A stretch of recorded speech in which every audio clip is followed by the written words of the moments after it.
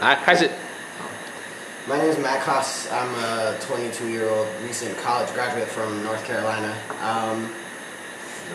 Yeah, I'm James. I am also a 22-year-old recent college graduate. I'm not from North Carolina, though. I'm from Boston.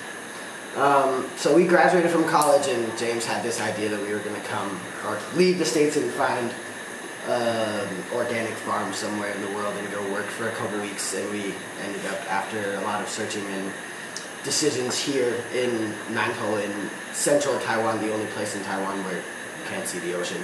And I think for both of us it was more than we could have hoped for, more than we expected. We did everything from being waiters to like housekeeping in a hotel to making mantou. I can think of making mantou. Making mantou.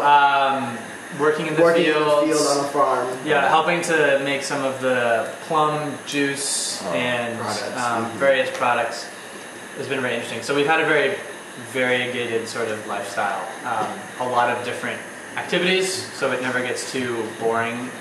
Not doing the same thing all day. Sort of, I guess part of the goal for us in coming here was to see, in some ways, to see China from the Taiwanese perspective as opposed to only looking at Taiwan from the Chinese perspective, which is all that we've gotten so far. And then, in addition, was to kind of see how, as China and Taiwan both kind of evolved from agriculture, to see how agriculture and kind of modernity are interacting in 2016 in the world.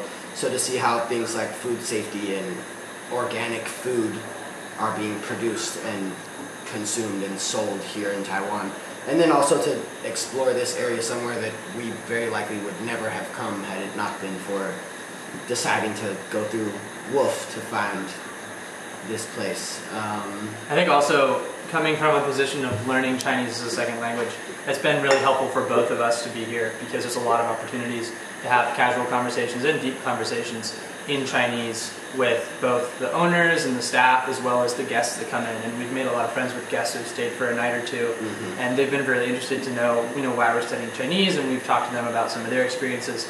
But I think some of our best conversations have just been around drinking tea during some of our off time. That's a common activity to do here.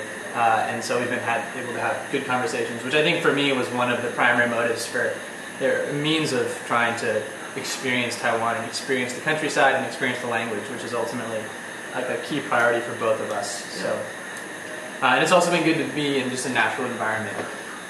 Coming from a more urban area where our daily schedule revolves around sitting down and doing work and going to class, this was a really nice change of routine. I think it was good for our mental and physical health to be,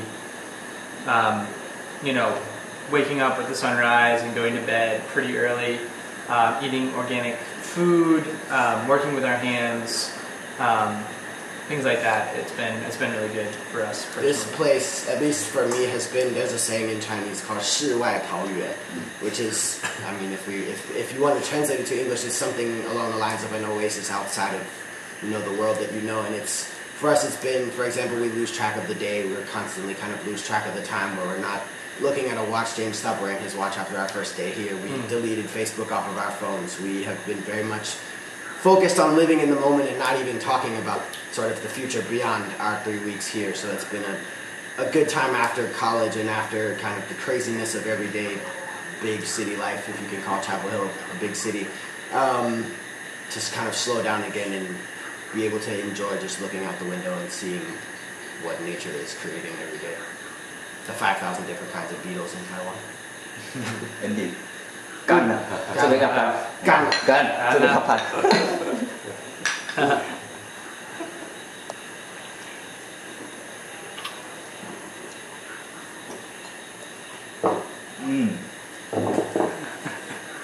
给你把它录进去了。